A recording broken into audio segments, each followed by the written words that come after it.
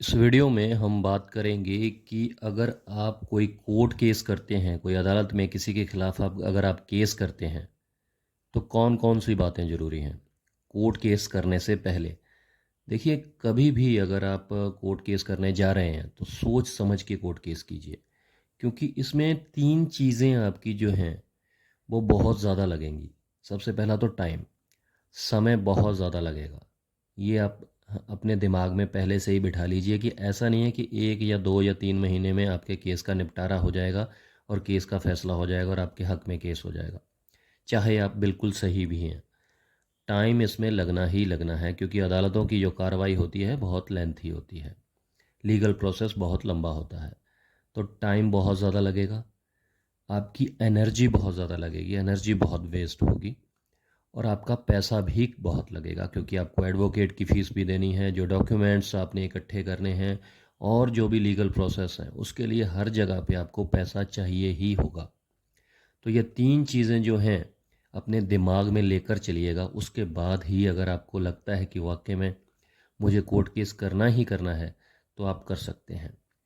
हालाँकि मेरी ये एडवाइस आपको यही है कि अगर सुलह-मशवरे करके अगर कोई किसी बात का निपटारा होता है तो उसको कर लेना चाहिए, लेकिन अगर आपके पास कोई ऑप्शन है ही नहीं है और कोई विकल्प नहीं है, तो फिर आप कोर्ट केस कर सकते हैं। अब बात करते हैं कि अगर या तो आपका कोई सिविल मैटर है, सिविल केस करना है आपने, किसी के ऊपर कोई ज़मीन जायदाद का कोई केस है, या फिर कोई प्राइवेट कंप्लेंट करनी है आपने, कि पुलिस ने एफआईआर नहीं लिखी, तो फिर आप प्राइवेट कंप्लेंट कर सकते हैं किसी किसी के खिलाफ अदालत में जाके। अब उसमें आपको सबसे पहले क्या होता है कि आपको अपने डॉक्यूमेंट्स देखने हैं, डॉक्यूमेंट्री एविडेंस की बात कर लेते हैं। देखिए, कोई भी जो कोर्ट है, जो जज साहब हैं, उनको नहीं पता कि जो दोनों पार्टियां जिनका आपस में झगड़ा है उनमें से कौन सही है और कौन गलत है, क्योंकि जो दोनों पार्टीज़ होती हैं वो कोर्ट में आके खुद को सही ही बोलेंगी। जो ए नंबर की पार्टी है जिसने केस किया है, वो भी यही कहेगी कि मैं जो मेरा जो डॉक्यूमेंट्स हैं वो सच्चे हैं और मेरा जो पक्ष है वो सच्चा है। और जो बी पार्टी है जिसके ऊपर केस हुआ है, वो भी अपने आप को सही ही बताएगी। तो कहने का मतलब ये है कि आपको सबसे पहले ये देखना है कि जो डॉक्यूमेंट्री एविडेंस है, मतलब जो आपके पास डॉक्यूमेंट्स हैं, अपने आप को सही साबित करने के लिए और दूसरी पार्टी को झूठा साबित करने के लिए वो कौन कौन से डॉक्यूमेंट्स आपके पास अवेलेबल हैं। ये केस करने से पहले आपको प्लानिंग करनी है। अगर प्लानिंग और प्रेपरेशन आपकी सही होगी, तभी आपका केस जो है वो मजबूत होगा। तो जो आपने एडवोकेट्स किए करेंगे आप, उनके साथ बैठकर पूरी केस को डिस्कस कीजिए और उनको बताइए कि आपके पास ये वाले डॉक्यूमेंट्स हैं, और आपके एडवोकेट आपको एक डॉक्यूमेंट्स की लिस्ट देंगे कि ये डॉक्यूमेंट्स आपके केस को जीतने के लिए मैंडेटरी हैं, चाहिए ही चाहिए। तो उस लिस्ट को आप अच्छे से वॉच करके उस लिस्ट को पूरा करने की कोशिश कीजिए, क्योंकि जो डॉक्यूमेंट्स होंगे वो ही आपकी फाउंडेशन है आपके केस की। और ये भी देखिए कि दूसरी पार्टी के साथ पास, जो आपकी अपोजिट पार्टी है, उसके पास कौन कौन से डॉक्यूमेंट्स अवेलेबल हो सकते हैं और उनके लिए आपके पास क्या तोड़ है। तो ये तो हो गई डॉक्यूमेंट्री एविडेंस की बात। अब बात कर लेते हैं कि ओरल एविडेंस की। ओरल एविडेंस मतलब कई बार कुछ डॉक्यूमेंट्स ऐसे होते हैं जो कि विवादित होते हैं, तो उसके लिए उसको प्रूफ करने के लिए कई बार विटनेस की ज़रूरत भी पड़ती है, गवाहों की ज़रूरत भी पड़ती है, या कुछ और फैक्ट्स होते हैं जिनको साबित करने के लिए गवाहों की ज़रूरत पड़ती ही पड़ती है।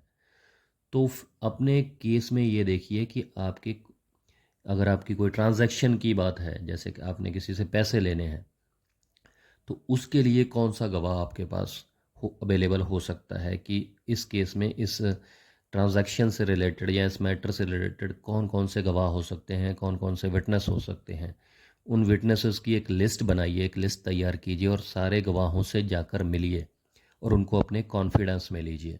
और उनसे बात करते वक्त ये भी आप ध्यान में रखिए कि ये गवाह ऐसे कि मेरे मेरे लिए, मेरे हक में ये कोर्ट में गवाही देंगे भी या नहीं देंगे, कहीं मुकर तो नहीं जाएंगे टाइम पड़ने पर, या कहीं मेरे खिलाफ ही गवाही तो नहीं दे देंगे।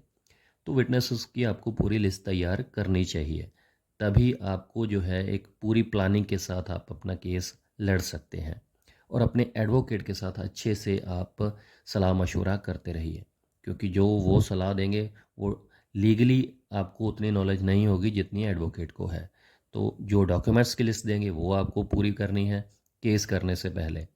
आपको अपने विटनेसेस की, गवाहों की लिस्ट आपको तैयार करनी चाहिए केस करने से पहले कि ये इसमें गवाह मेरे लिए गवाही दे सकते हैं। और जैसा कि ऑलरेडी मैंने आपको बताया कि इसमें टाइम बहुत लगेगा। कई बार क्या होता है कि पार्टीज जो हैं वो जोश जोश में जल्दबाजी में केस तो कर देते हैं, लेकिन उसके बाद उनको ये होता है कि हमारा केस अब जल्दी से निपट जाए, जल्दी से ख़त्म हो जाए, हमारा पीछा छूटे। तो टाइम इसमें बहुत ज़्यादा वेस्ट होता है, वेस्ट कह लीजिए, किसी भी तरीके से कह लीजिए, लेकिन टाइम बहुत लगेगा। उसके बाद एनर्जी तो आपकी लगनी ही लगनी है आपको, क्योंकि अदालत में तारीखें बहुत मिलती हैं, डेट्स बहुत मिलती हैं। तो ऐसा नहीं है कि आपको हर डेट्स पर अवेलेबल होना ही होना है। अगर आपके एडवोकेट अपीयर हो रहे हैं आपके लिए तो आपको हर तारीख पर आना ज़रूरी नहीं है, लेकिन अगर आप मनचाहा रिज़ल्ट लेना चाहते हैं तो फिर आपको इंटरेस्ट दिखाना पड़ेगा और लगातार कोर्ट में हर तारीख पर पेश होने की कोशिश करनी पड़ेगी। और अपने एडवोकेट के साथ आपको अपने केस को वॉच करना पड़ेगा, दूसरी अपोजिशन पार्टी को भी वॉच आपको करना पड़ेगा कि वो कौन से डॉक्यूमेंट्स दे रहे हैं, उनके लिए आपको कौन सा रिप्लाई तैयार करना है।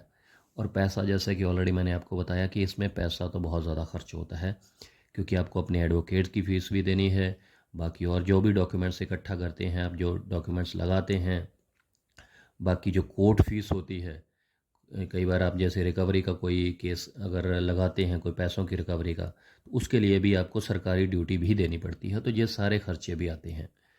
तो ये तरीका है अगर आप कोर्ट केस करना ही चाहते हैं। वैसे तो कोशिश कीजिए कि कोर्ट से बाहर ही आपका जो है वो समझौता हो जाए। अगर नहीं होता है, आपके पास कोई ऑप्शन नहीं है, तो फिर आप कोर्ट केस कर सकते हैं, लेकिन उससे पहले पूरी प्लानिंग करके, पूरी प्रेपरेशन करके, अपने आप को तैयार करके कि ये चीज़ें, इतना टाइम लग सकता है, इतना पैसा भी लग सकता है, एनर्जी भी वेस्ट होगी, और आपको वॉच भी करना पड़ेगा केस को, इंटरेस्ट आपको दिखाना पड़ेगा, तभी आप अपना मनचाहा रिज़ल्ट ले सकते हैं। उम्मीद करता हूँ कि क्लियर हो गया होगा। आपको सिंपल तरीके से समझाने की कोशिश की है मैंने। अगर फिर भी कोई कन्फ्यूजन रहेगी तो प्लीज़ कमेंट ज़रूर कीजिएगा, और ये वीडियो कैसी लगी कमेंट करके बताइएगा मुझे, और लाइक ज़रूर कर दीजिएगा अगर अच्छी लगी तो। शेयर ज़रूर कीजिएगा और चैनल को सब्सक्राइब भी कर लीजिएगा। नेक्स्ट वीडियो में बात करेंगे ऐसे ही किसी और जुडिशियल पॉइंट के ऊपर, बिल्कुल सिंपल शब्दों में। शुक्रिया, धन्यवाद।